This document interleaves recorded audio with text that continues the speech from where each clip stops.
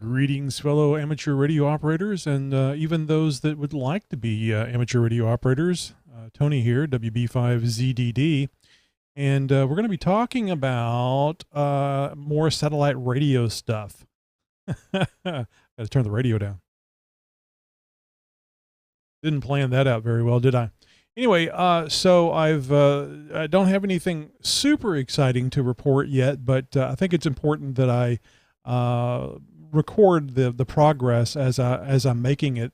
That way you'll have a better idea of what your progress may be, and maybe catch some of the things that you'll forget about, because either I've forgot about it and then realized what the problem was and have made corrections, and maybe it'll save you some time, or give you a good indication about whether or not this is the direction you'd like to go.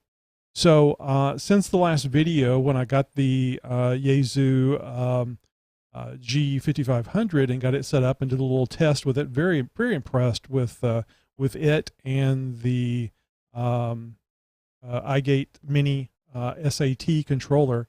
A lot of fun setting this stuff up, and it is really just makes me salivate for actually being able to get the antennas up and get it pointed at the satellite and actually make my first contact.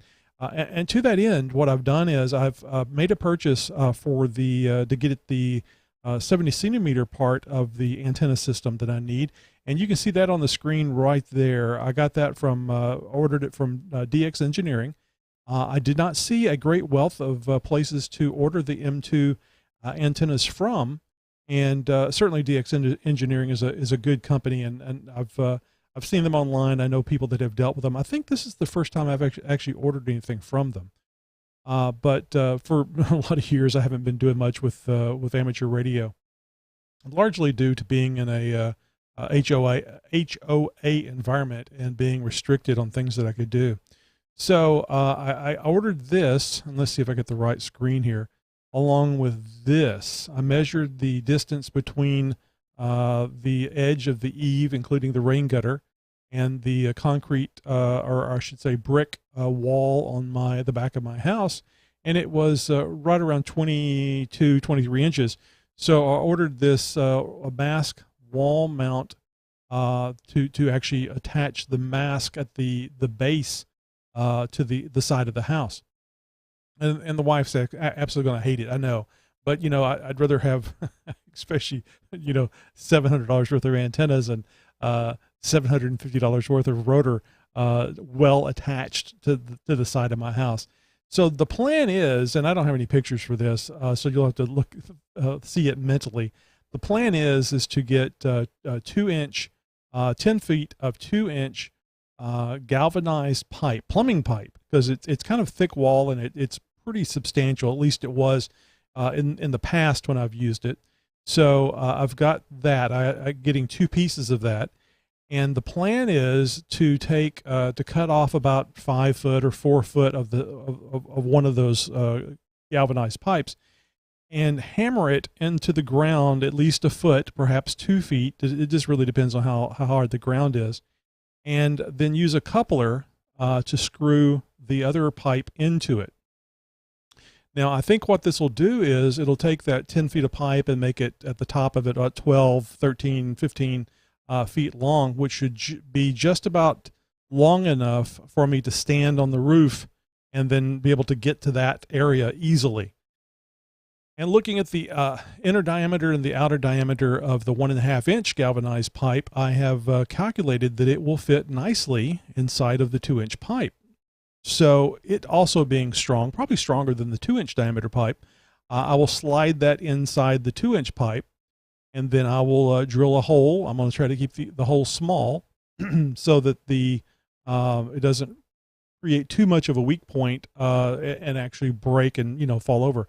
But I'm going to leave about a foot, maybe 2 feet of 1.5-inch pipe inside the 2-inch pipe to make that junction very strong, and it'll be bolted together with one hole so that it won't change the alignment of north for the antenna and the rotor when I set it up.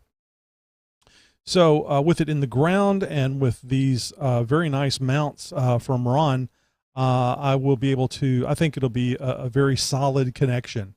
And the strength of the galvanized plumbing pipe should be enough to hold the weight of the antenna. So I'm hoping for about 22, 23 feet of altitude where the rotor will actually mount to the top of the 1.5 inch pipe. And I think what this will do is it'll give me about even with the top of the 2-story roof line, and get me close to horizon from east to west. And my house faces east with the rear to the west, approximately. So that's the idea there. And what I did today was I went ahead and ordered the 2-meter beam. So this is the 2-meter beam that I'm going to get, the 2MCP14. And I looked at the one that's longer than this and has more elements. And I think that the price was another $150, $200. And I think the gain was 2.4 dB. And, you know, every little bit counts. Every little bit helps. But, you know, it's a really long antenna. And people say that this will work satellites just fine. So I'm going with this one. And so there are two satellite antennas that M2 makes that are longer with higher gain. And the 440 would probably be the best one to go with based on what I've been reading and what some nice, very nice hams have emailed me back with some information that I've requested. Now, a lot of people use the Leo pack, and they're smaller than these antennas that I'm getting, and they use them mounted on the ground, and it works fine. So I don't have much doubt that these things are going to perform very well for me. Now, what I have decided to do is not go with the fiberglass boom from M2. I got a problem. The idea of spending $275 for a fiberglass boom with a metal middle section.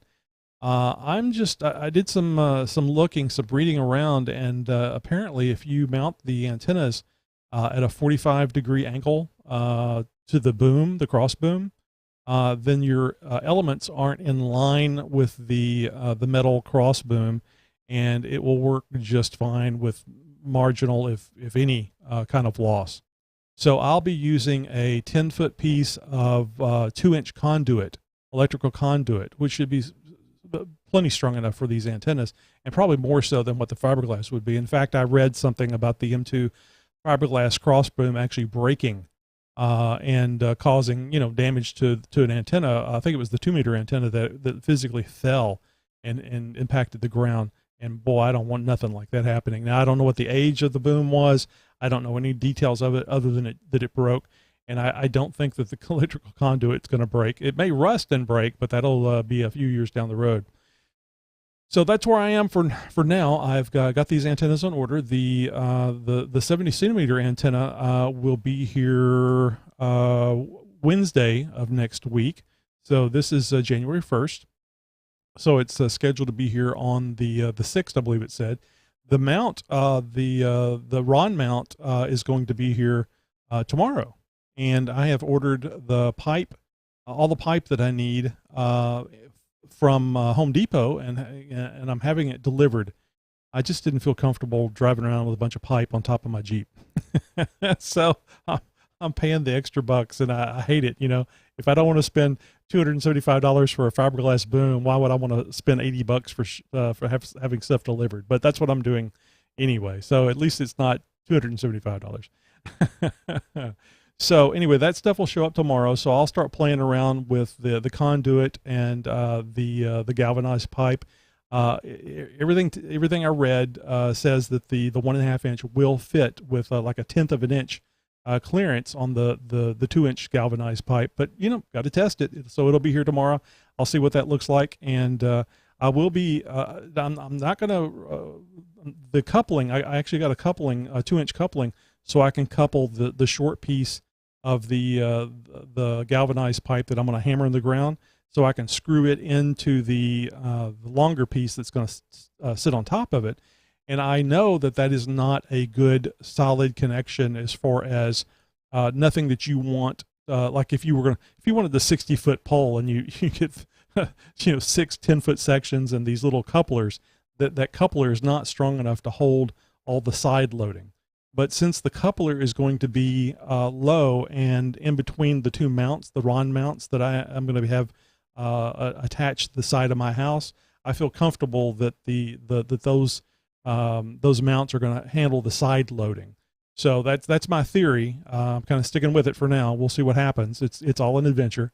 And of course, I still have to get coax. I'm looking at the LMR 400 and maybe some LMR 400 Superflex to go between where the LMR 400 will go up to about the approximately where the rotor is, and then getting from the rotor to the antennas. But I've read that there's a lot of flex going on there, and you need something that it can handle that flex over a period of time.